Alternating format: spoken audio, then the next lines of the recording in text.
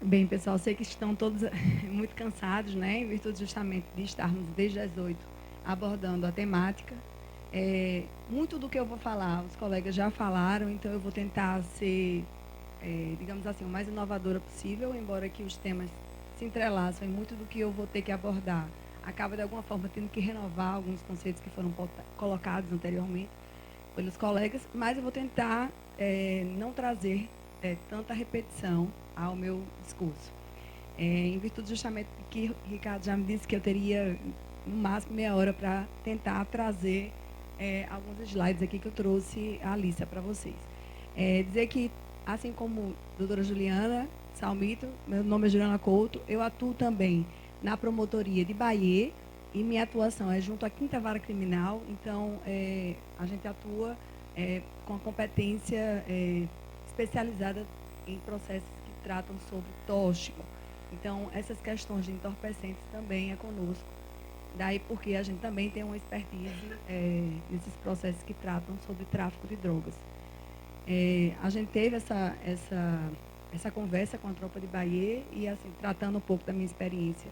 Foi assaz positiva, uma vez que, após esse diálogo que mantivemos, né, há um tempo atrás, realmente a gente conseguiu validar nossas atuações doravante e conseguimos ter um alto índice de condenações criminais em Bahia. Eu não me lembro, desde então, a Majorcena está aqui para dizer a respeito, eu não me lembro de operações que foram anuladas ou de processos que foram anulados desde a nossa conversa com a tropa de Bahia, há alguns meses atrás. E eu acredito que foram vários meses, eu penso que até 6 meses atrás a gente teve essa conversa, e desde então a gente teve muita resolutividade, né, com relação ao que foi dito, e essa situação realmente ela gera efeitos, gera frutos dessa parceria, né, entre o Ministério Público e as tropas militares. Então eu vejo com muito bons olhos, né, esse diálogo que a gente tem com a polícia para estreitar e alinhar os entendimentos.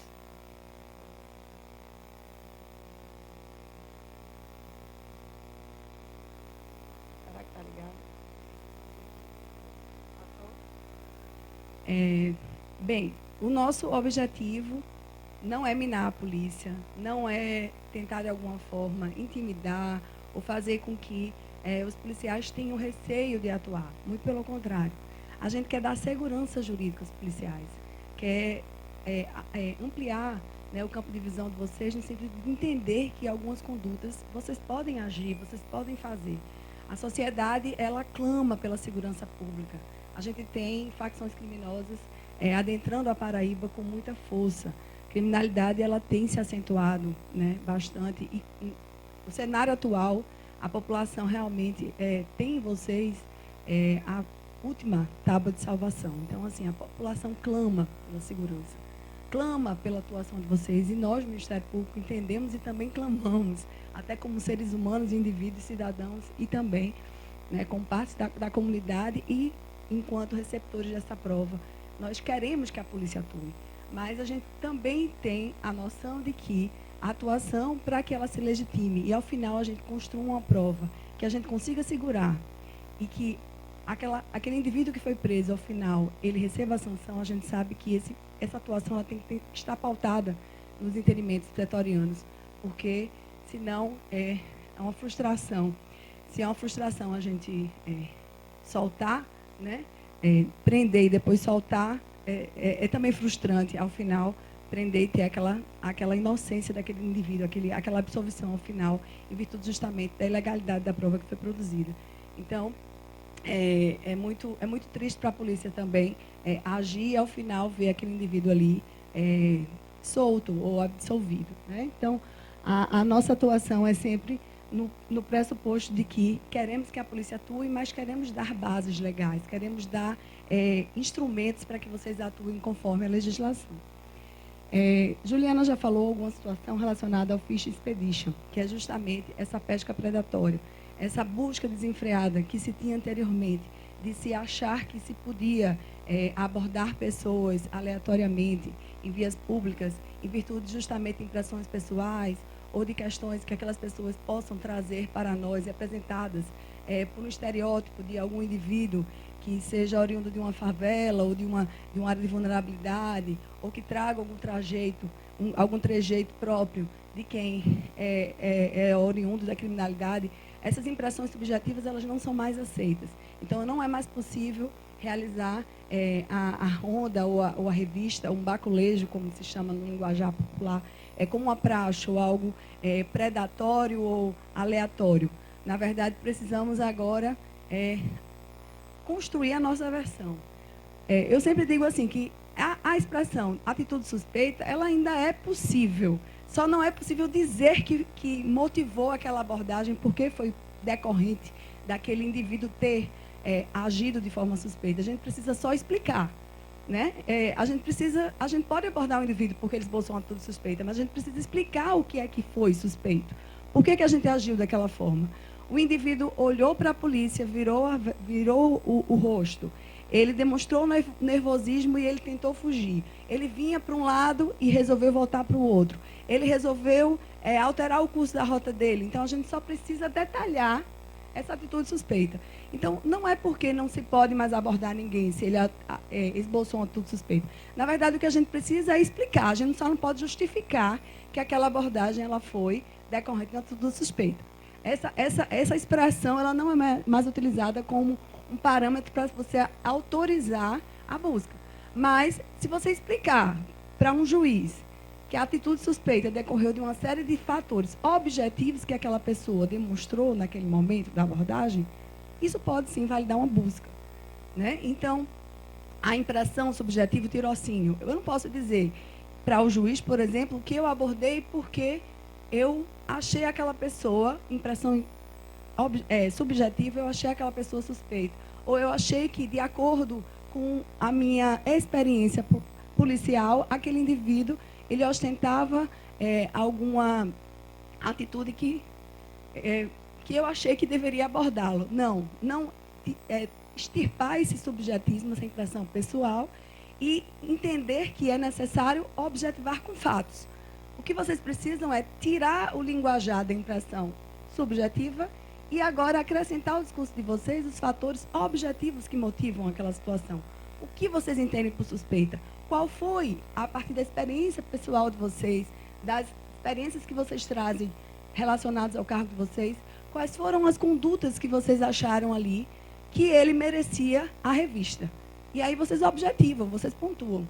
Olhar cambaleante, olhar vacilante, mudou a rota, olhou para baixo, mudou o trajeto, revelou nervosismo, estava vindo de um beco que ali se pratica, notadamente, o tráfico. E aí, quando ele viu a polícia, ele fez menção de sair, ele mudou o trajeto dele, ele olhou para baixo para disfarçar, como se ele não quisesse se deparar ali com a polícia. Ele revelou o estranhamento e tentou voltar.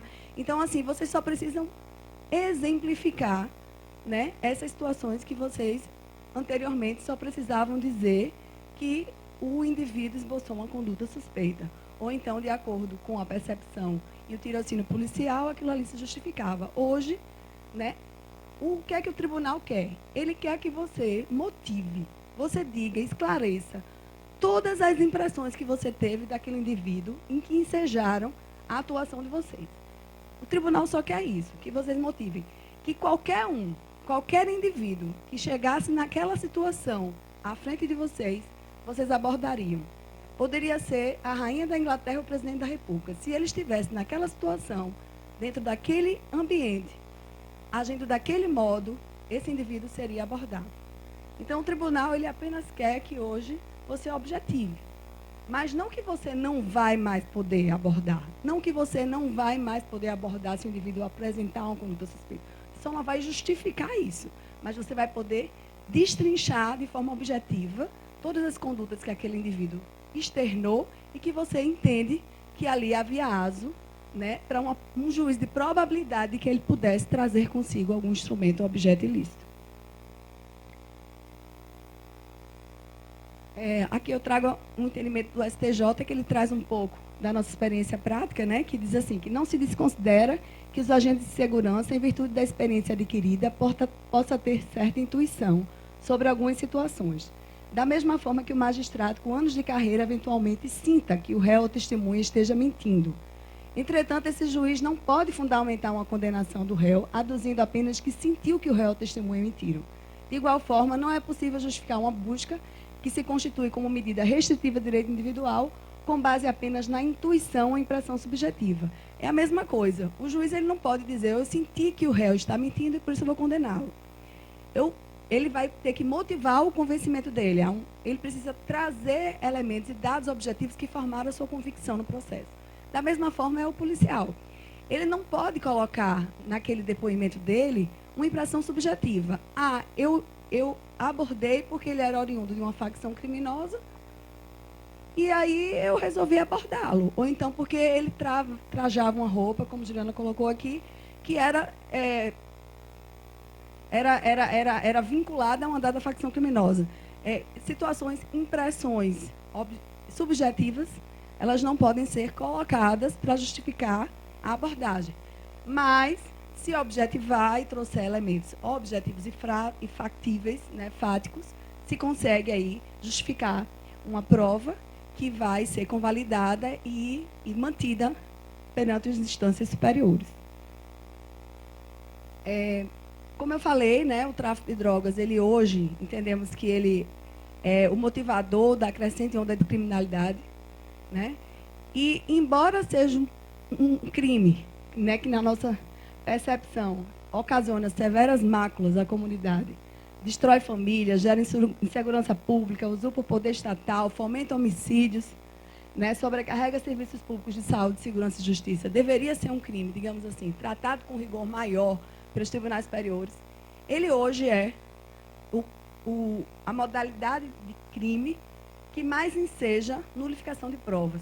Então, quando se vai tratar de situações que envolvem o crime de tráfico, a gente tem que ter ainda um cuidado maior, porque há uma propensão maior dos tribunais superiores em abonar ou abrandar o tratamento a réus que praticam tráfico de drogas. Até existe um estudo que foi feito recentemente pelo Estado de São Paulo, né, que verificou os índices de anulação de provas em processos penais.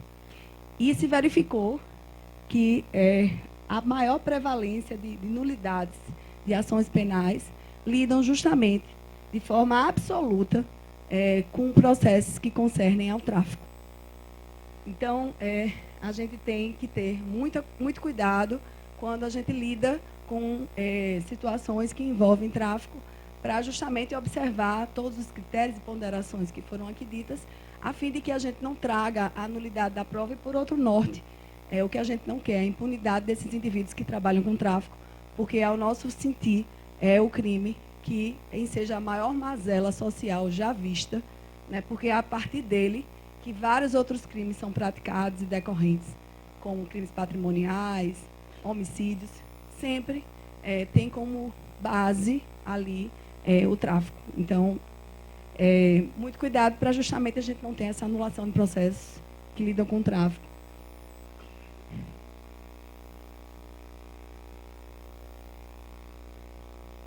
Só dizer também que, não obstante, há um entendimento negativo com relação à atuação, assim, digamos assim, não é nenhum um tratamento negativo, os tribunais eles vêm com muito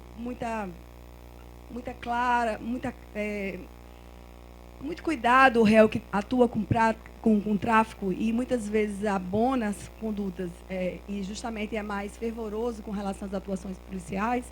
Por outro lado, também, os tribunais superiores, muitas vezes, eles avalizam a conduta dos policiais militares e sempre dão prevalência ou sempre estimulam a atuação da polícia e vangloriam seus depoimentos, ainda quando contraditórios aos réus, aos depoimentos de réus. Então, sempre há um entendimento de que o depoimento policial ele é um depoimento firme, oriundo do Estado e que merece prevalência sobre outros, e que não tem nenhuma diferença de depoimentos de testemunhas, outras que depõem processo criminal. Então, os depoimentos policiais sempre assim, valorado com muita positividade pelos tribunais superiores, para que vocês também não não se entristeçam com relação à atuação dos tribunais superiores com relação à atuação da polícia.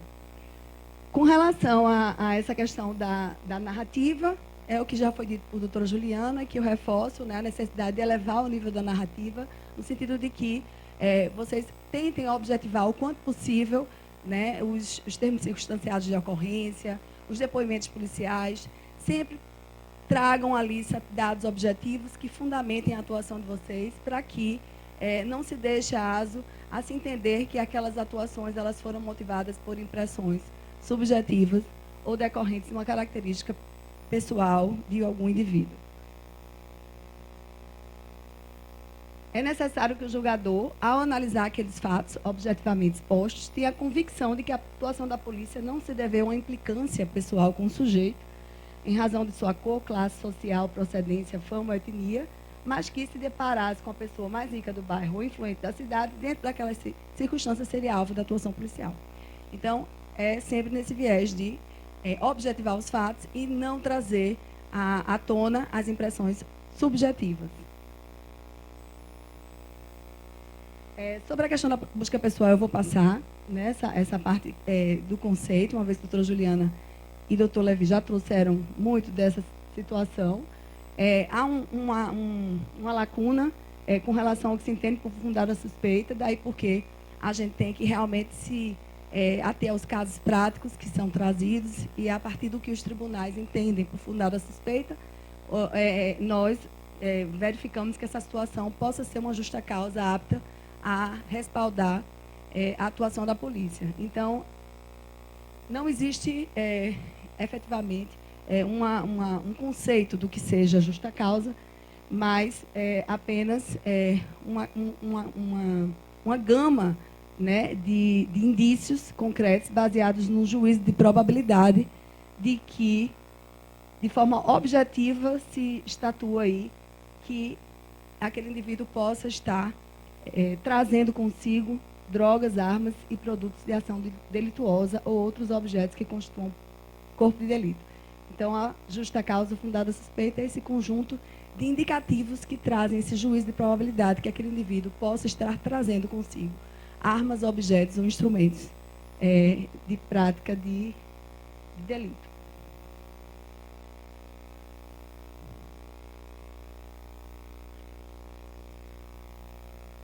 Não quer.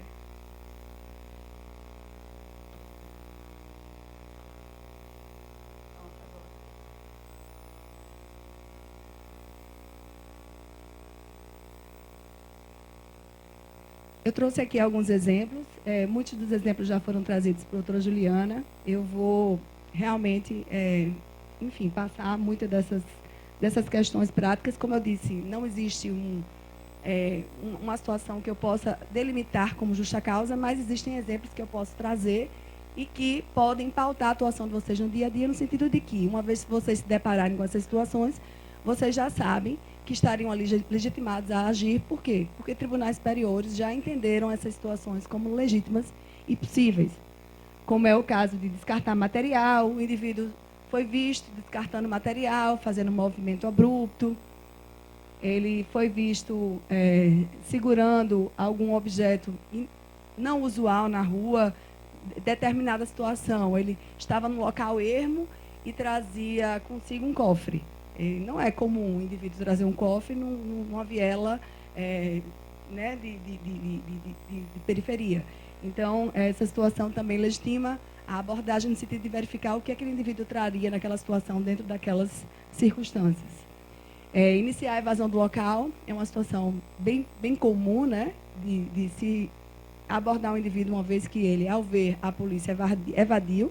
Essa situação ela é bem corriqueira, acelerar o passo, modificar o trajeto após verificar a presença da polícia. Né? São situações que motivam a abordagem. Então, é muito importante que o policial, quando preste depoimento, ele traga esses dados objetivos ao processo e demonstre o porquê de ele ter tentado, de alguma forma, ter abordado aquele indivíduo em virtude justamente desses atos suspeitos, iniciar a evasão do local ou não obedecer à ordem de parada, apresentar características reportadas aos policiais que transvestem de notícias do seu envolvimento em práticas criminosas ou ações típicas de cometimento de condutas ilícitas, né, como virou o olhar, mudou o trajeto, tentou escapar. Pessoa reincidente na prática de crimes, como eu falei, assim, abordar um indivíduo só porque ele é oriundo de uma dada facção criminosa, objetivamente, isso não é motivo para a busca. Entrementes, se esse fato é aliado a outras condutas objetivas, como foi dito, né? Mudou o olhar, mudou o trajeto, olhou para baixo, tentou fugir. Então, essas situações é que, alinhadas, construindo-se uma narrativa sólida a respeito de todos os atos que foram ali produzidos por aquele indivíduo, aí sim justificam a busca. Alvo dispensa sacola na rua, notou a aproximação da polícia. Comportamento evasivo, o indivíduo apressa, né, para entrar no automóvel quando vê a polícia.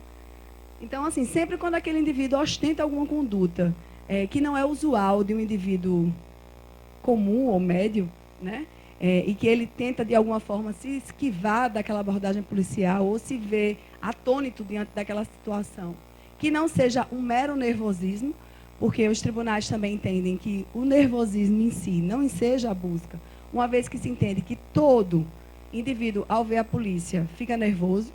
Eu não concordo, né? Mas, assim, enfim, esse é o entendimento dos tribunais superiores, que todo indivíduo ele fica nervoso quando vê a polícia. Então, só o nervosismo em si, ele não é causa da abordagem. Mas, se ele fica nervoso, ele, quando indagado pelo policial, ele não sabe dizer para onde vai, o que vai fazer, o que é que ele, enfim, desconcerta nas respostas, a narrativa dele não é coerente, ele apresenta um comportamento evasivo, né? Então, tudo isso, essa narrativa toda construída de forma a concatenar dados objetivos ali podem motivar a busca pessoal.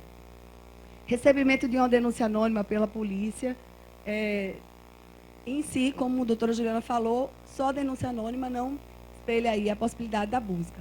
Entremente, se você recebe a denúncia e ela é utilizada para se extrair outros dados objetivos do tipo: você recebe a denúncia anônima e o indivíduo tenta fugir quando vê os agentes de segurança, aí sim, né? Ou então faz a denúncia, os policiais ficam à espreita e verificam que aquele indivíduo externa alguma conduta suspeita, do tipo, tenta repassar algum invólucro para alguém, ou tenta agir de forma desconcertante, ou tenta, de alguma forma, driblar, né, a revista da polícia, ou tenta, de alguma forma, se sair daquela abordagem ali policial. Isso também, né, dentro de uma narrativa coesa e concatenada, ela pode gerar, sim, a possibilidade da busca pessoal. Tentativa de fuga do acusado ao avistar os guardas municipais, escapamento com barulho de descarga livre, e o paciente admitiu conduzir a motocicleta sem habilitação. E, nesse caso, o indivíduo é abordado dentro do veículo, que tem algumas irregularidades do ponto de vista administrativo. E aí, quando ele é abordado pelo policial, ele apresenta aquela fala desconcertante, aquela situação que se verifica que ele possa, de fato, dentro daquelas circunstâncias, estar trazendo algum objeto ilícito. E aí, quando indagado a respeito da sacola, ele começa a trazer evasivas. Então, é o que eu digo, assim, pode abordar, contanto que vocês expliquem. Expliquem, não foi por um motivo ou implicância pessoal com esse sujeito. Não, eu abordei porque ele trouxe uma série de elementos que, para mim, ficaram muito claros de que havia, sim, uma possibilidade clara e patente de que ele trouxesse ali algum objeto ilícito. Lógico que vocês não vão ter certeza, e nem precisam ter essa certeza.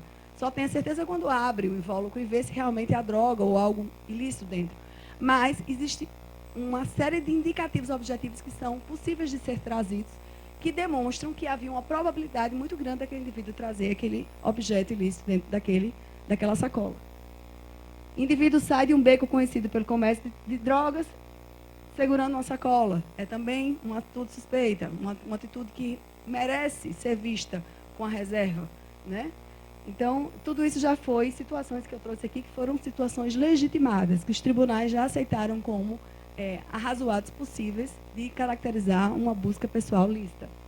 Tentativa de fuga do agente com o veículo, o fato de já ter arremessado pela janela algo ilícito. Então, se ele foge da polícia e arremessa uma sacola dentro do carro, há indicativos mais do que suficientes a caracterizar que aquela sacola ali trazia algum objeto, alguma coisa, algo ilícito ali com ele, se ele queria efetivamente se esquivar daquilo, né? Quando viu a polícia, porque há um juiz de probabilidade que aquilo ali realmente traga no seu âmago ali algum objeto ou instrumento ilícito.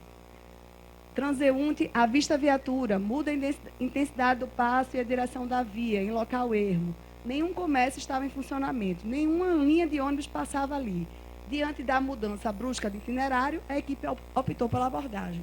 Então, veja, minha gente, que essa coisa de não pode abordar quem atua, quem age de forma suspeita, pode. O que não pode é, eu vou motivar ao juiz que eu apurei ou eu abordei aquele indivíduo porque ele apresentou uma conduta suspeita. Só essa informação, só esse nome, conduta suspeita, não dá aso à busca. Mas se você explica detalhadamente o que você considerou ali atitude suspeita, o indivíduo avistou a viatura, ele mudou a intensidade do passo dele, ele mudou a direção da via, ele estava no lugar ermo, não tinha nada que justificasse ele ali, não tinha ponto de ônibus, né? E ele mudou, ele estava indo para um local, viu a polícia, reformulou o trajeto dele. Então, tudo isso faz gerar aí um juízo de probabilidade seguro de que aquele indivíduo, ele efetivamente trazia com ele algum instrumento ou objeto ilícito. E aí, sim, justifica a atuação da polícia. Quando vocês lavrarem um BO, como a doutora Juliana já colocou, é importante que vocês motivem, vocês coloquem no BO toda a situação fática que ensejou a atuação da polícia e os dados objetivos. Vocês elenquem todos os dados objetivos, como eu disse, não impressões pessoais, mas dados objetivos que vocês constroem aquela narrativa segura de que aquela abordagem efetivamente aconteceu por aqueles motivos. Vocês indiquem precisamente onde os objetos foram encontrados. Identifique qual foi o policial responsável por encontrar e realizar a apreensão do material. O que a gente vê muito na prática é a seguinte: a gente sabe que os policiais eles experimentam a ocorrência de forma diferente. Alguns policiais agem à frente, outros ficam na retaguarda, alguns ficam no carro. Então, é claro que alguns policiais vão ver coisas que outros não veem. O que está à frente, às vezes, ele vê o indivíduo jogando o material no chão. O que está atrás já não vê aquilo. E a defesa gosta muito de utilizar, né, essas informações desencontradas dos policiais para dizer que os policiais estão testemunhando de forma contraditória. Porque como é que um viu, o outro não viu? Mas é porque a gente sabe que, na prática, os policiais eles agem de forma diferente durante uma abordagem. Então, é muito importante que vocês especifiquem quem estava à frente, quem viu. E se houve outras guarnições que vieram dar suporte, né, que preferivelmente sejam roladas as testemunhas que chegaram primeiro, porque foram certamente os indivíduos que sabem explicar melhor como foi a busca, os motivos da busca, como foi que aquele indivíduo se portou diante da polícia e que vão trazer elementos mais pormenorizados que vão nos auxiliar a trazer essa prova ao processo e aquilo ali gerar, né, a convalidação daquele trabalho policial. Então, é muito importante, né, que os policiais que primeiro atuaram sejam listados como testemunhas e também se indique no BO esses policiais que efetivamente tomaram primeiro a par daquela situação e que possam trazer elementos que possam justificar essa busca e que tenham efetivamente visto, né, situações que possam ser declaradas suspeitas e que possam justificar aí o juízo de probabilidade com relação à busca. Também no BO é importante você descrever as características do material apreendido, porque a gente sabe que muitas vezes, por exemplo, eu falo de invólucros de drogas. Alguns são encontrados em um local, outros são encontrados em outros. Às vezes o indivíduo é encontrado do lado de fora da casa, com invólucros de drogas. Na casa são encontrados outros invólucros. Mas é importante que vocês descrevam as características para mostrar que havia um liame, né, entre os invólucros. Então, os papelotes que foram encontrados com o réu do lado de fora da casa eram bem semelhantes. As características, o embrulho, né, a cor. Né? Então, assim, isso demonstra, né, um liame de que, efetivamente, aquele indivíduo também tivesse ali responsável, não só por aqueles invólucros que estão do lado de fora da casa, como os que estavam também dentro da casa. Então, se eles forem encontrados em locais distintos, é importante que vocês também descrevam qual foi o tipo da droga, a natureza da droga e a forma de acondicionamento dessa droga, para que a gente consiga verificar que todos tiveram uma origem comum. Com relação ao acesso dos conteúdos dos celulares, é importante que também só verifiquem um conteúdo com a ordem judicial. Já tivemos contato uma certa vez com a Polícia Científica e houve uma certa dificuldade posteriormente de obtenção dos dados desse aparelho, uma vez que houve manuseio prévio desse aparelho de forma indevida por policiais. Então, tem que ter cuidado para não manusear, e até porque os dados que forem obtidos ali, sem a devida autorização judicial, podem ser considerados nulos. Então, não vai prestar para nenhum tipo de investigação posterior. Com relação à busca domiciliar, o doutor Levi já trouxe alguns dados conceituais, mas trazendo essa questão, né, de que o bem jurídico é maior, que é o domicílio, e por isso há uma atenção maior na investida domiciliar do que a investida de rua, né, pessoal, uma vez que se está em xeque aí o asilo, que é inviolável do indivíduo, que é a casa. Daí porque a própria Constituição fala que ninguém pode penetrar sem o consentimento do morador, exceto nos casos de flagrante delito ou determinação judicial. Porque justamente se tem em mente, né, que a casa, o indivíduo ele tem o direito à privacidade, à sua vida privada, à sua honra. Daí porque só em casos excepcionais é que o Estado pode, né, ceder ou, digamos assim, desconstruir esses direitos constitucionais a pretexto da persecução penal. Então, há digamos assim, uma necessidade de arrazoar mais, né, o que se chamamos de fundadas razões. Enquanto na busca pessoal falamos sobre fundadas suspeitas, aqui a gente fala em fundadas razões, de que dentro daquele domicílio, né, haja a necessidade aí de coibição de um crime, ou a necessidade de apreender algum criminoso, ou a necessidade de apreender algum instrumento que sirva aí a prática de crimes, né? Então, ou então produtos de crimes também que eventualmente estejam nessa casa. Então a gente precisa ter um entendimento, né, de que são circunstâncias objetivas, né, e concretas, submetidas a um controle judicial posterior e que vão aí justificar essa, digamos assim, essa intromissão do Estado na esfera de privacidade e na vida privada do cidadão. Então, há uma diferença de conceito, né? A busca pessoal são fundadas suspeitas de que o indivíduo esteja de posse de algo ilícito e proibido, enquanto na busca domiciliar existem fundadas razões, que é um conjunto de elementos objetivos que permitem a formação da convicção de que o indivíduo tenha consigo em seu domicílio material criminoso ou que lá ocorre situação de flagrante delito. Então, como a doutora Juliana falou, para a questão da busca pessoal, também vale para a questão domiciliar, é que, por mais que inicialmente se tenha agido de uma forma ilegítima, se encontrado algo dentro dessa casa que caracteriza a prática de crime, se essa investida inicial ela não foi de acordo com os ditames conceituais, jurisprudenciais, legais e constitucionais, essa prova ela vai ser invalidada, ainda que se encontre algo, né, ilícito ou criminoso no interior dessa residência. Então, o encontrar objetos ilícitos não legitima a atuação inicial, que foi ilegítima.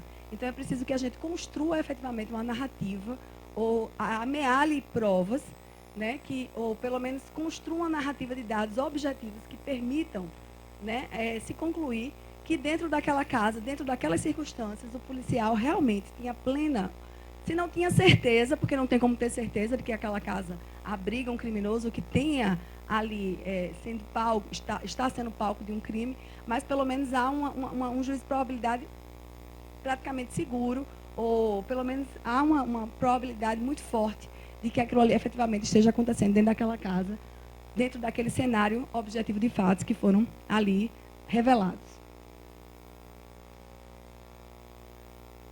E também o ingresso, ele exige também a demonstração da urgência, né, de que a gente precisa atuar dentro daquele momento, não é possível aguardar um mandado judicial, porque se formos atrás de um mandado judicial, aquela situação vai perecer, né? Aquele criminoso vai fugir, aquele crime vai deixar de ser cometido. Então, não tem como aguardar.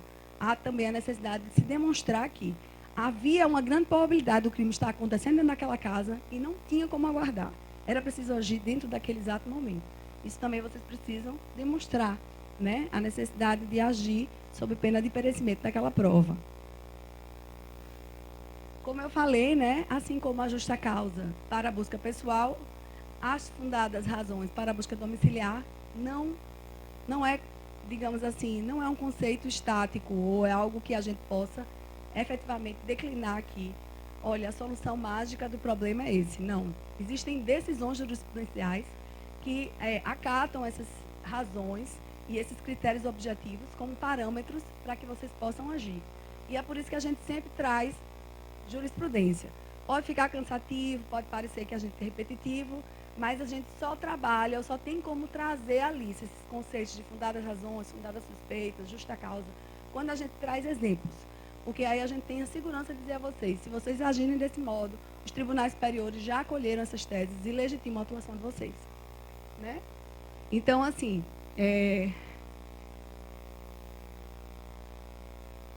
alvo já monitorado pela inteligência da Polícia Militar em razão de prévias denúncias a respeito da ocorrência de narcotráfico no local. Ele já vinha sendo monitorado pela inteligência, né? Havia denúncias, né, de que ali havia uma situação de narcotraficância.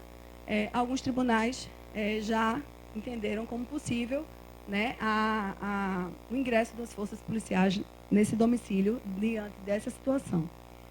Buscas antecedentes que lograram encontrar droga com o suspeito e, em seguida, se faz a varredura na casa dele.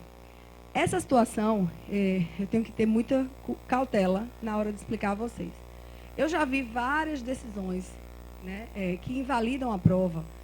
Uma situação em que o suspeito está de frente à casa dele, é encontrado com pequenas quantidades de droga, ou ele está num outro cenário, num outro local distante. E a polícia vai até a casa dele, a pretexto de pegar os documentos pessoais, e acaba adentrando a casa. Já vi várias situações de a prova ser invalidada, uma vez que não é crível que a polícia tenha chegado lá e, de repente, entrado, se não houve ali o consentimento do morador, né? Enfim, há algumas situações eu já vi de legitimar essas situações. Por exemplo, uma apreensão de um grande carregamento de drogas de frente à casa. Há uma situação ali que é possível se concatenar, que aquele indivíduo, uma vez que ele está comercializando drogas na frente da casa dele, que haja mais drogas dentro de casa. Eu já vi essa situação como possível ser legitimada. Mas já vi situações em um contexto totalmente diferente. O indivíduo estava vendendo drogas numa feira, foi encontrado com 4, 5 papelotes, e o policial vai até a casa dele, num outro cenário completamente diferente, e adentra a casa a pretexto de buscar documentos. Isso aí realmente já foi invalidado, eu já vi várias decisões nesse sentido. Então é preciso ter muito cuidado quando o indivíduo é capturado com drogas fora e a polícia adentra a casa. E, como foi falado pelo Dr. Levi, em recebendo o consentimento do morador para adentrar, essa situação precisa ser bem documentada para também não gerar invalidação da prova, como eu vou mostrar aqui a vocês. Campana policial que constatou intensa movimentação típica do comércio ilícito de entorpecentes por tráfico. Aí é bom circunstanciar a campana, se houve denúncia prévia do local, do uso do local para tráfico. Então, assim, a polícia fez uma campana e verificou uma série de indicativos, como foi o julgado que o Dr. Levi trouxe. Uma série de indicativos de que aquelas denúncias que foram inicialmente aportadas, elas se confirmam. Então, a campana ela pode legitimar essa atuação, né? Se a polícia verifica dentro daquela campana, dentro daquele monitoramento, uma série de atos, né? Indivíduos saindo e entrando, o indivíduo que saiu estava de posse da droga, havia notícias de que ali era um ponto de venda de drogas, né? Então, essas situações construídas, a campana bem formulada e uma espreita bem feita, ela pode sim legitimar a atuação da polícia na investidura domiciliar. Flagrante iniciado fora do imóvel. Autor que dispensa a droga com fuga do suspeito para o interior do imóvel ou desobediência à ordem de parada e consequente evasão. Esse é o caso que eu pego, acho que 80% dos casos que eu me deparo. Né? O indivíduo está do lado de fora da casa, e aí, uma vez ele vê a polícia, ele tenta correr para dentro da casa. Lá em Bahia é bem comum, porque as casas, geralmente, elas dão acesso aos mangues, e aí os indivíduos utilizam como rota de fuga para fugir. Pronto, essa situação é bem... É uma situação bem corriqueira e usual, e que há, sim, a possibilidade de investidura domiciliar, uma vez que o indivíduo vê a polícia, corre para dentro de casa. A casa, ela é um asilo inviolável, mas ela não pode servir para justificar o cometimento de crimes. Então, se está acontecendo um crime dentro daquela casa, né, aquilo ali não é um salvo-conduto que nenhuma polícia pode entrar. Né? Então, se ele foge e adentra a casa, ele não está ali livre, digamos assim, da persecução do Estado. O Estado pode vir até ele e pode verificar o que danado ele tem corrido, né, o porquê ele está correndo, né, da polícia, certamente porque traz algo ilícito com ele. Né? Então, essa situação também legitima a investidura domiciliar. Diligências preliminares realizadas pelo policial militar, indicando a utilização do local para o tráfico de drogas. O policial responsável pela condução da abordagem, a ocorrência poderá indicar os registros pretéritos envolvendo a situação que subsidiou a realização da abordagem. Então, foram recebidas informações de informantes, né? Esses informantes foram trazendo essas informações e vocês aliaram essa situação a uma campana, verificaram que efetivamente o cenário ali que se descortinou se revelou que havia uma possibilidade, né, latente de que aquilo ali se viria como ponto de venda de drogas, e aí pode-se aí investir no domicílio. Autor em atitude suspeita que dispensa a droga que trazia consigo para o interior da residência. É aquela situação de que o indivíduo está do lado de fora da casa e, ao ver a passagem da viatura, ele larga o objeto para dentro da casa. Né? Se o policial viu que o rapaz jogou aquele invólucro para dentro da casa, por óbvio, é preciso ver o que tem naquele invólucro. Então, se vai até a casa e se constata o que é que aquele invólucro tem ali dentro, né? Se é algum instrumento, objeto, artefato de crime. Apartamento desabitado, é possível entrar, né? Não tem ninguém morando nele, então os policiais podem adentrar sem nenhum problema. Autor avistado, aparentemente comercializando droga e que tenta entrar em casa, sendo surpreendido na posse de entorpecentes. Então, se ele é visto por policiais, né, disseminando as drogas, e quando ele vê a polícia, ele entra para dentro da casa, né, havia ali motivos plausíveis de acreditar que ele estivesse com ele, né, no corpo dele, ou próximo a ele, drogas, né, ou instrumentos de crimes. Autores surpreendidos em flagrante e com considerável quantidade de drogas em via pública. Fuga para o interior do imóvel, após suspeito visualizar a guarnição policial e prévia informação de reunião de integrantes de organização criminosa naquele recinto. Sempre quando há fuga para dentro do imóvel, né, os tribunais têm aceitado, eu vejo assim, como quase que unânime, essa possibilidade de adentrar o domicílio para verificar o que é. E ainda mais quando há razões, mais ainda fundamental, quando se diz que aquela casa serve de ponto de venda de drogas, que aquela casa ela é sede de alguma organização criminosa. Então, mais ainda há motivos, né, para se adentrar aquele domicílio para verificar o que acontece ali. Denúncias anônimas prévias detalhadas do local onde estariam sendo produzidos ou comercializados entorpecentes. Como eu falei, as denúncias anônimas têm que ter muito cuidado com denúncia anônima, porque a denúncia anônima, só ela, por si só, ela não legitima ingresso. Se ela é bem detalhada, explicada por um informante, é sempre bom, né, verificar através de uma campana, verificar o índice de pessoas, motivar com outros dados que possam ali respaldar a atuação de vocês, para que vocês não acabem respondendo por uma situação de invasão de domicílio.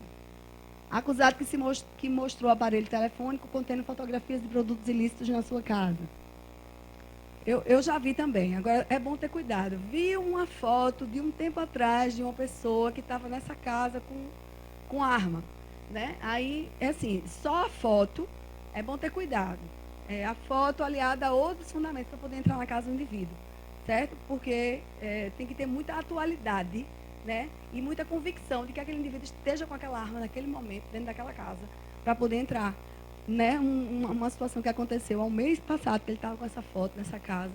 É bem complicado entrar dentro dessas circunstâncias. Porta ou janela aberta que permite a visualização da atividade ilícita em flagrante. Já peguei inúmeros casos assim. O policial ia passando na frente da casa e se verifica ali do lado de fora da casa aquele indivíduo fracionando droga, né? É possível também.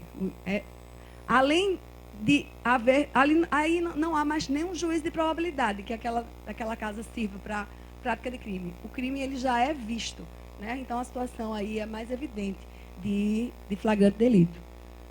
Ouvir gritos e pedir socorro no interior da residência é uma outra situação também que legitima a busca domiciliar, é para prestar socorro, né?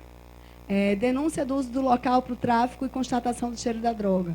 Então, vocês chegam no local, o local é conhecido como ponto de venda de drogas, e ao chegar próximo da casa já era possível sentir o cheiro da droga.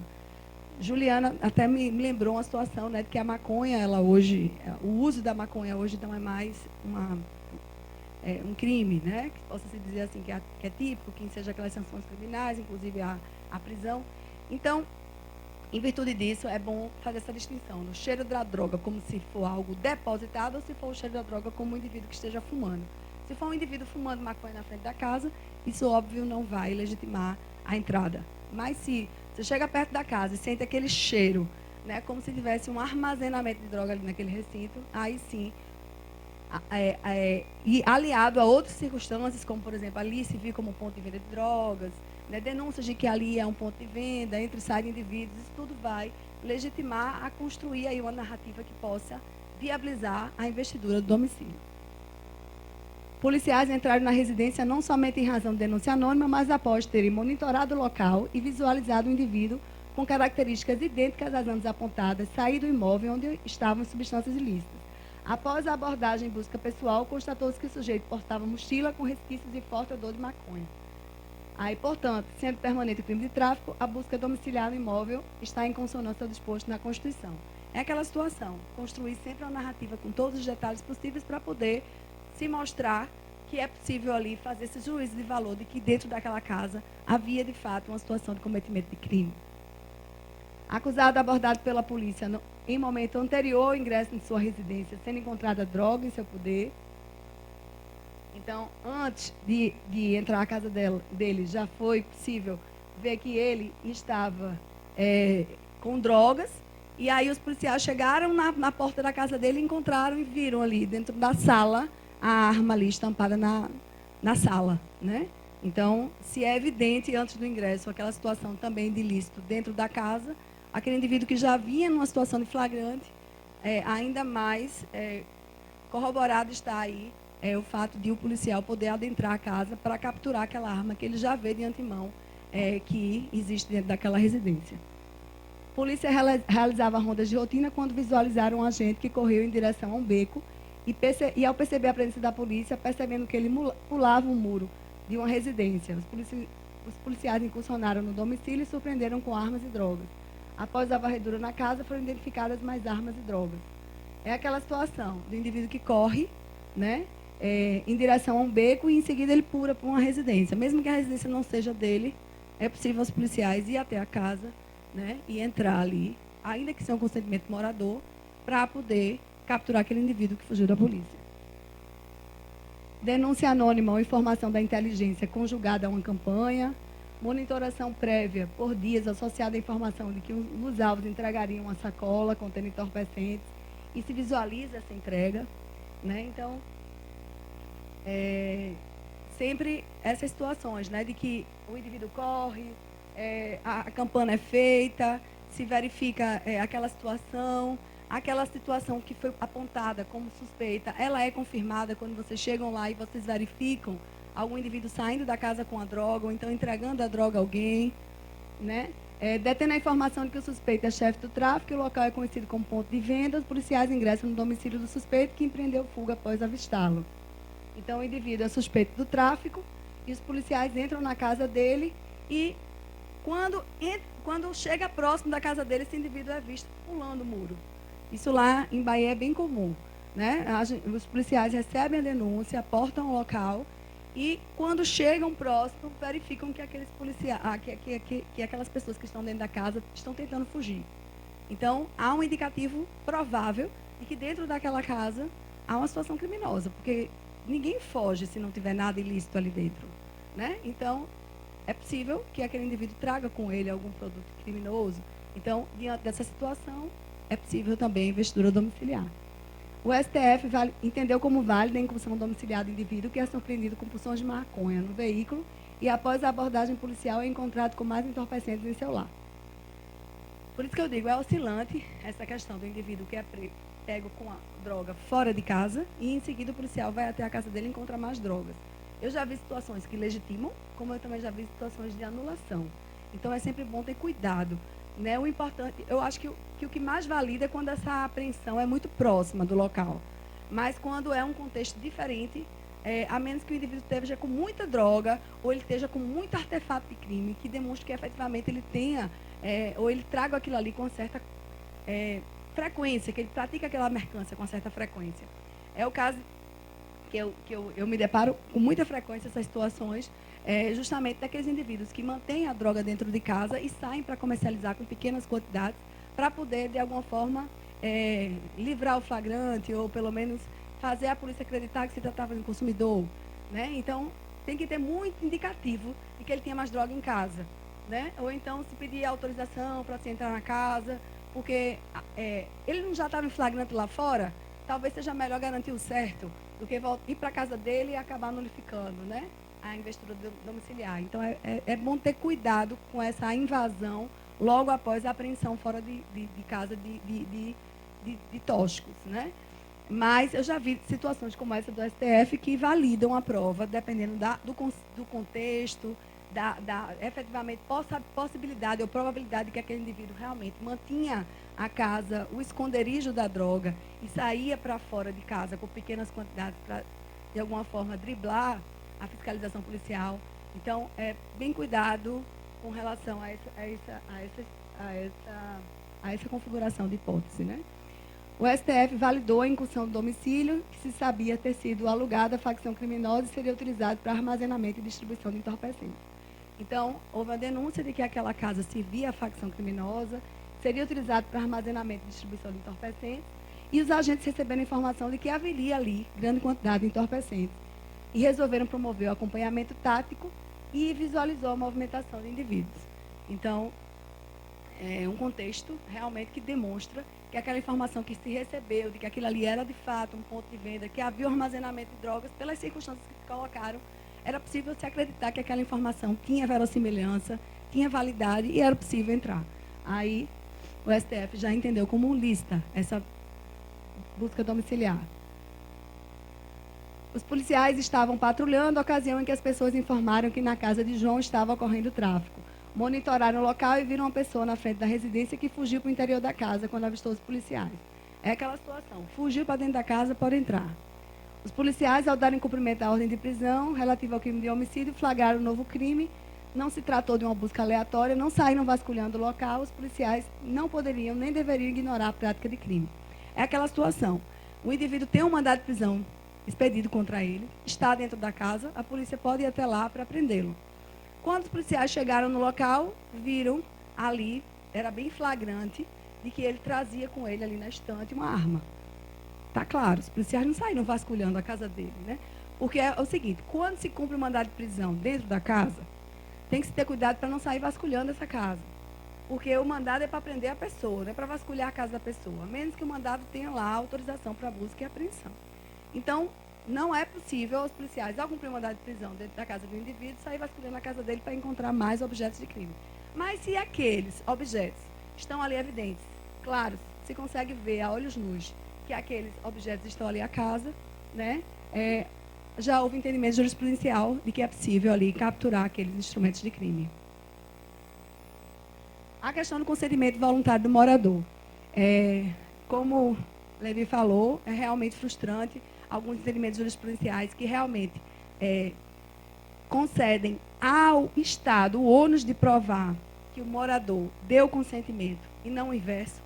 Né? O fato é que, realmente, embora no local muitas testemunhas, muitas pessoas, né, acudam realmente ao pedido do policial e facultam a entrada dessas pessoas às suas casas, o fato é que, em juízo, por eles morarem próximo do traficante, por eles serem vizinhos do traficante, por eles serem parentes do traficante, eles não avalizam aquela versão.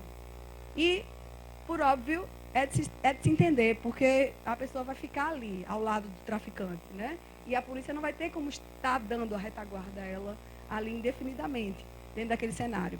Então, as pessoas, normalmente, elas tendem a dizer que não deram o consentimento, não prestaram consentimento.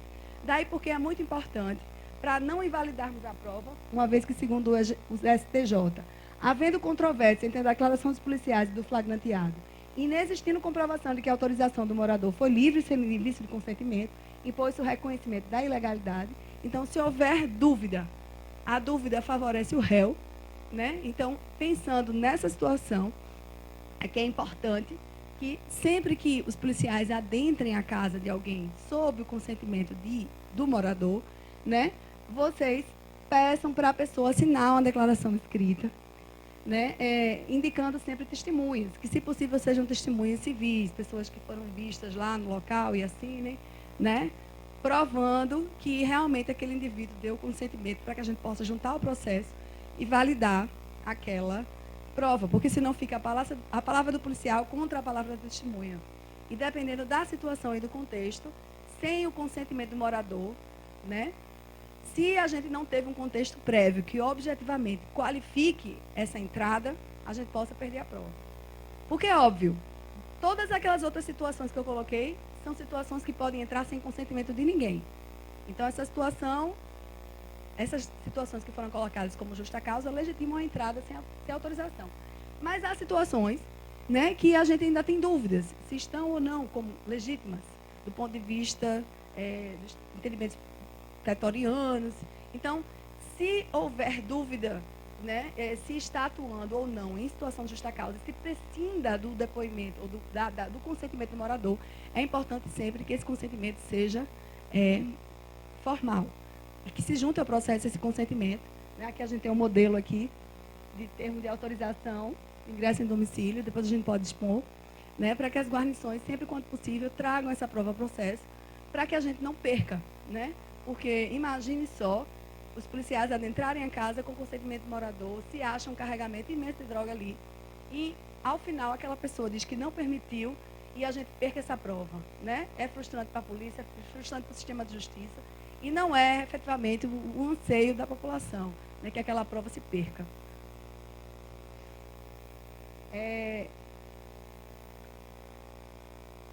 Quando da formulação do boletim de ocorrência, né, é importante também que no boletim de ocorrência os policiais especifiquem, né, quem é que morava naquela residência, se a edificação é plurifamiliar ou unifamiliar, quantos cômodos existem naquela casa e aonde o objeto foi encontrado, para que a gente possa também verificar se há um liame entre aquele indivíduo, se foi no quarto dele, se foi na mochila que está guardada no quarto que ele dorme, se foi na casa da tia, o quarto, a mochila estava guardada no quarto dele, que ele dorme quando vai para a casa da tia, né? Então, para que a gente possa, de alguma forma, estabelecer um liame, né, entre aquele cômodo e a figura do acusado. Né? Então, é muito importante que vocês também descrevam um cômodo, né, onde o objeto foi encontrado, se todos os ocupantes do imóvel têm acesso àquele local, se aquele local ele é acessível apenas ao suspeito. Né? Então, é importante que vocês também detalhem também os motivos, né, do ingresso domiciliar, elenquem todas as fundadas razões que vocês utilizaram ali para a investidura, porque é como a doutora Juliana falou, às vezes acontece um liame de tempo, né, entre o fato e a prova produzida em juízo, e muitas vezes se esquece, né, porque realmente são muitas ocorrências. Vocês lidam com essas ocorrências diuturnamente, e lembrar daqui a 1 ano, 2 anos do fato, às vezes a gente esquece. Então, quanto mais informações a gente tiver dentro daquele boletim de ocorrência, essa situação vai garantir uma melhor qualificação da prova e uma possibilidade maior de que aquela prova perdure, né, e que seja sustentada até os tribunais superiores. Aos agentes de polícia civil, quando forem tomar o depoimento dos policiais, evitar aquelas repetições do tipo copiar e colar. O depoimento de um policial fica igual ao outro e aí vai. Porque a gente sabe que cada policial experimenta a ocorrência de forma diversa, alguns viram coisas, outros viram outras, né? Enfim, para que a gente possa entender a narrativa, porque às vezes fica um copiar e colar, todo policial fala a mesma coisa, e fica difícil da gente entender quem foi que realizou a busca, quem foi que entrou primeiro, quem viu o quê, né? Qual foi o cenário. Até para arrolar a testemunha, eu sempre prefiro arrolar aquelas pessoas que participaram da primeira investida, porque tem mais informações a dar do que aquele indivíduo que estava, o policial que estava dentro do carro. Porque muitas vezes ele dá cobertura ali, mas ele não vê o que se descortina dentro da casa. E é muito importante para nós saber exatamente o que aconteceu, como foi a narrativa dentro daquela circunstância, como foi que o crime se desenvolveu, os motivos que ensejaram a atuação da polícia, né, para que a gente possa entender melhor a ocorrência.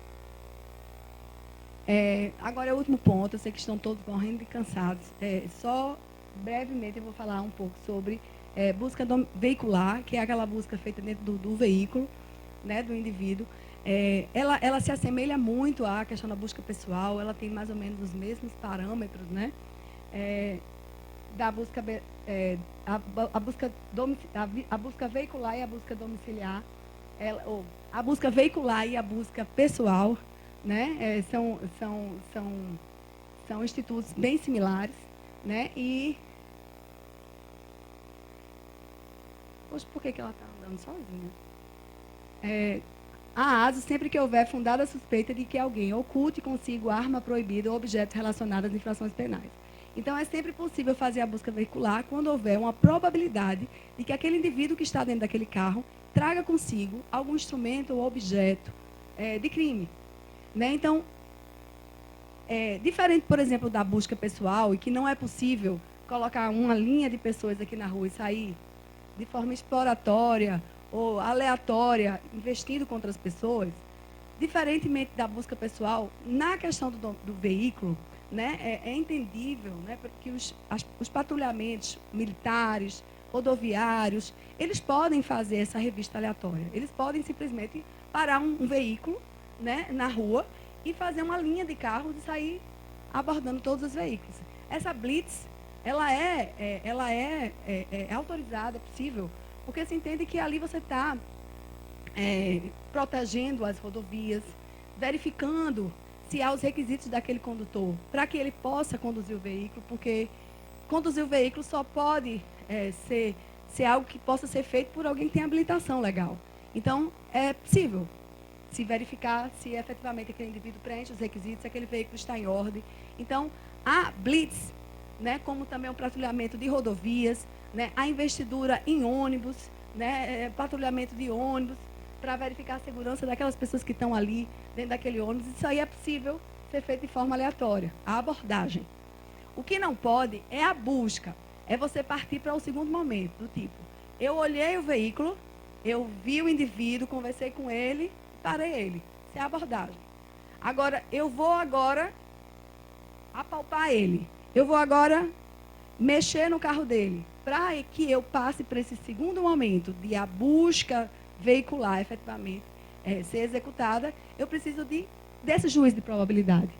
Né, de que há uma fundada suspeita de que ele esteja consigo trazendo arma e produto do crime. Daí a importância da narrativa construída.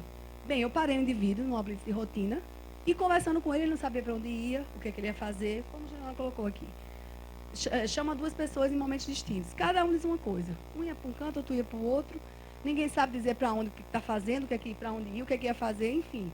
O discurso completamente desorientado, as pessoas nervosas. Então, havia ali um indicativo de que eles estivessem escondendo algo da polícia. Então, é possível fazer a busca veicular. Então, é preciso algo mais.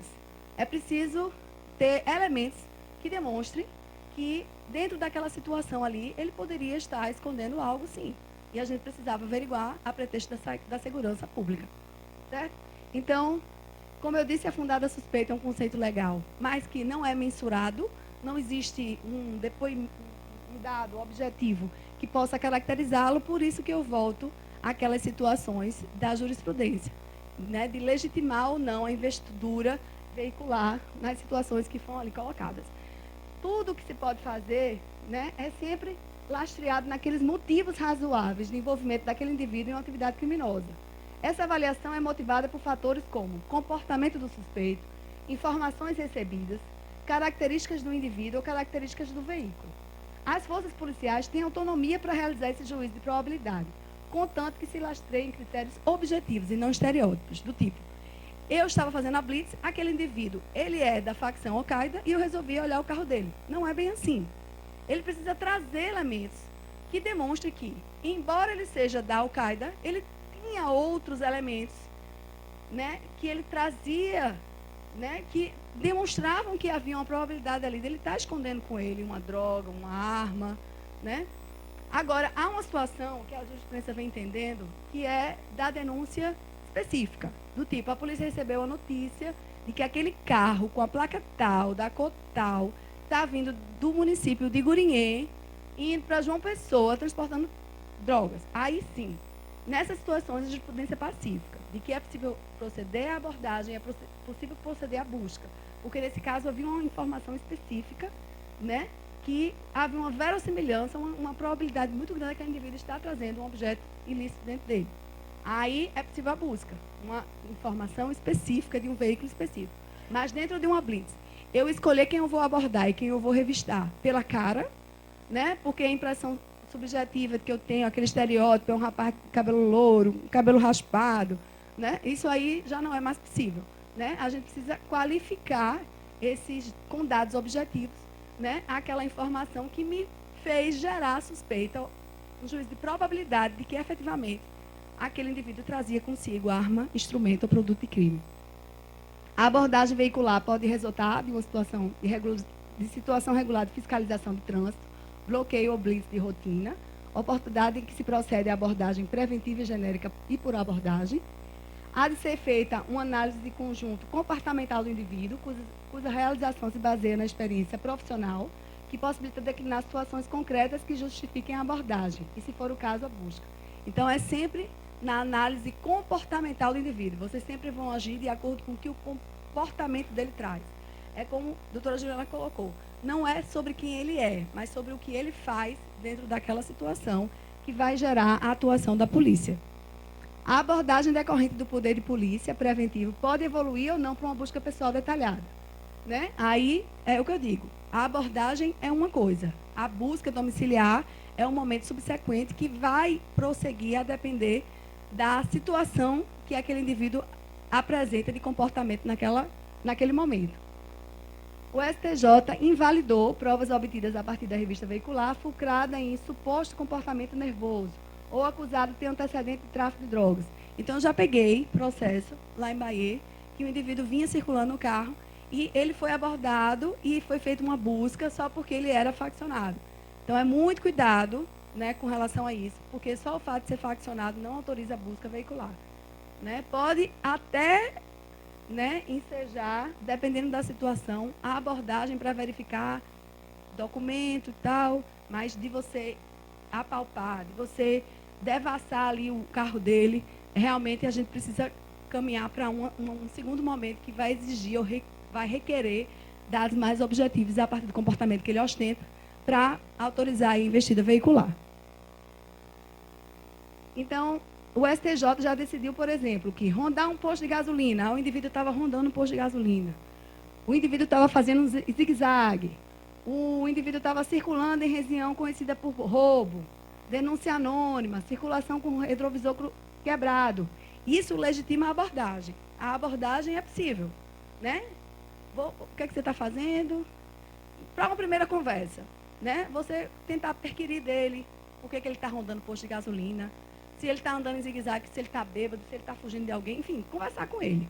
Se ele começa a apresentar, a partir daquele diálogo, né, situações que fazem gerar um juízo de probabilidade de que ele esteja trazendo com ele algum objeto ilícito, aí vocês podem partir para veicular, para a busca veicular, mas vocês precisam objetivar com fatos o porquê de vocês acharem que eles estavam, naquele momento, trazendo armas ou instrumentos ou artefatos de crime. O STJ afirmou o entendimento, contudo, que a denúncia anônima bem especificada, apoiada em elementos concretos, cujas informações tenham sido minimamente confirmadas pela investigação, configura a fundada suspeita e justifica a busca veicular. É aquela situação, né, do policial na atividade dele, de investigação, recebe denúncias de que aquele veículo estaria transitando de forma ilícita, né, trazendo algum objeto ilícito, e ele vai lá e é assertivo com relação àquele veículo, porque já havia denúncias específicas com relação a ele. Aí, nesse caso, o entendimento jurisprudencial, inclusive do STF, é de validação da prova. Na mesma linha, reconheceu, né, o STF que agentes de segurança possuem um valor aguçado para determinadas situações, o que pode ir além da visão de um cidadão comum. nesse sentido, entendeu que ignorar a presença de um veículo suspeito de crime patrimonial seria temerário. Como eu falo, em crimes patrimoniais, o entendimento do STF é sempre mais benevolente. Quando é tráfico, ele sempre tem um entendimento mais rigoroso, né? Então, nesse caso aqui, só o fato de o policial ter achado estranho o veículo, tinha uma característica de adulteração, ele já autoriza aí que o agente vá, aborde, verifique, e, enfim, proceda à inspeção veicular cautelosa. A blitz de trânsito tem amparo no poder de polícia administrativa para fiscalização de trânsito. Então, a blitz de trânsito ela é possível, de acordo com o artigo 19 e 25A do CTB, do Código de Trânsito Brasileiro. Então, pode haver blitz, abordagens em blitz. Não depende da existência de indícios da prática de nenhum ilícito, porque a circulação de pedestres em cenário de rua, ela é livre, mas, com relação à condução de veículos automotores, essa prática depende de requisitos prévios. Então, precisa a pessoa ter habilitação, precisa conduzir o veículo dentro daquelas especificações. Então, essa blitz, ela pode ser aleatória, né, contanto que se pare todos os veículos, né, ou pelo menos por amostragem, naquela via de circulação. Não se escolha A, B ou C, né? Se faça por amostragem uma atuação, digamos assim, ampla, né, objetiva. E a abordagem em si, ela não caracteriza nenhuma invasão de domicílio, de privacidade, de nada, porque a abordagem é para verificar se aquele condutor efetivamente ele traz ou ostenta as condições para a trafegabilidade naquela ocasião. Agora, a busca veicular, como eu falei, exige, né, por exemplo, uma situação realmente suspeita do indivíduo. Realização de blitz de trânsito e o agente conduzia a motocicleta em velocidade incompatível. E aí o policial vai até o indivíduo e verifica que ele está trazendo uma arma. O STJ entende como possível, né? Não entende que nessa situação caracterizou algum tipo de invasão pessoal, indiscreto das questões de garantias constitucionais. A abordagem do agravante não se deveu apenas a seu nervosismo, mas ocorreu em contexto de blitz de rotina de trânsito, realizado em via pública, quando os veículos e seus passageiros são ordinariamente escrutinados e inspecionados para a segurança da circulação. Assim, havendo razão concreta para a revista na motocicleta, com quem foi encontrado considerável quantidade de drogas, não é possível afirmar que a materialidade delitiva foi colhida com violação à privacidade e à intimidade.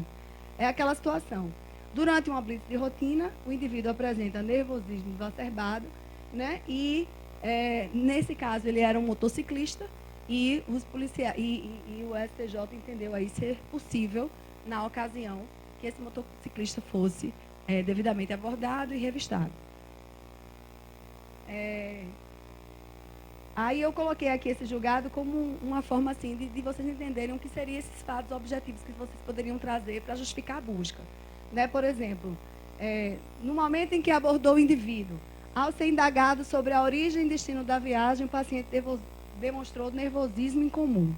Confrontado com perguntas triviais sobre a origem e o destino da viagem, ele apresentou respostas desconexas, despertando a suspeita justificada dos agentes estatais. Além disso, ele estava transitando com o automóvel por volta das 23h50 em local conhecido pelo alto índice de criminalidade. Então, veja, ele explicou por que ele resolveu partir para a revista veicular. Então, é isso que se exige, né? Que vocês, quando vocês partam para a inspeção veicular, vocês tragam esses elementos objetivos, né? Relatos deles desconexos, nervosismo, né? Todas essas situações assim que possam realmente fazer com que um julgador que analise o processo, ele verifique que dentro de se fosse qualquer indivíduo dentro daquela situação, ele seria revistado. Qualquer um, poderia ser o presidente da República, se ele se apresentasse naquela situação, dentro daquele contexto, falando essas coisas, né, eles seriam revistados, teriam seus veículos revistados. Então, o condão é sempre esse, é de tentar retirar as impressões subjetivas, os estereótipos, né, e fazer com que a atuação da polícia seja uniforme para qualquer indivíduo, evitando justamente essas situações que existiam anteriormente, né, de se agir de uma forma mais maléfica ou mais invasiva, intromissiva, em pessoas de baixa vulnerabilidade ou poder econômico e prestigiar outras, né, em virtude de sua classe, cor, né, ou posição social, certo? Então, aqui, pronto, é sempre mais ou menos nesse mesmo sentido, né? Também as abordagens da Polícia Federal, abordagens de ônibus, né? Que você pode... É legítimo o exercício dos policiais rodoviários federais em patrulhar a estrada. É legítimo a atuação dos policiais federais ao abordar as malas dos aeroportos, né? E a abordar as pessoas. Você vai para onde, o que você está indo, você vai fazer o quê, você está indo para onde. Essas abordagens são legítimas. Agora, se o indivíduo, como acontece muito lá no Castro Pinto, a gente pega muito esses processos lá em Bahia, o indivíduo, ele é abordado, aí começa a produzir evasivas para o policial. Tem, assim, às vezes até apresenta aqui um volume acentuado na vestimenta, que sugere que ali possa trazer com ele algum objeto ilícito. Ele começa a ser indagado, não sabe o que é que veio fazer aqui em João Pessoa, não sabe para onde vai, não sabe que hotel vai ficar hospedado. Enfim, começa a trazer uma narrativa desconcertante e ainda apresenta nervosismo exacerbado. Essas pessoas, sim, podem ser revistadas. Né? Como no ônibus, a pessoa está dentro do ônibus. É dever da Polícia Rodoviária monitorar e fiscalizar todos aqueles que estão dentro do ônibus. Né? Ou pelo menos abordar, sabe para onde vai, o que está fazendo, para a segurança viária e para a segurança de todos que estão ali dentro daquele ônibus. Mas se eventualmente essa pessoa começa a apresentar uma narrativa desconexa, nervosismo demais, né? Aí você justifica de forma objetiva e parte para a busca pessoal ou veicular. Pronto, minha gente, era mais ou menos isso o que eu queria falar. Sei que estão todos cansados, eu vou passar para eventualmente alguma pergunta que possa ser feita. Eu acho que eu já estourei o limite do tempo. Agradeço a todos.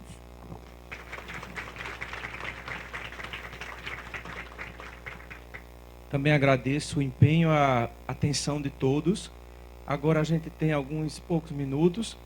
Os colegas aqui estão à disposição para perguntas. Doutor Levi, doutora Cláudia, doutora Juliana Couto, doutora Juliana Salmito. A partir desse momento eu peço que encerre a gravação. Então a gente fica bem à vontade para perguntar.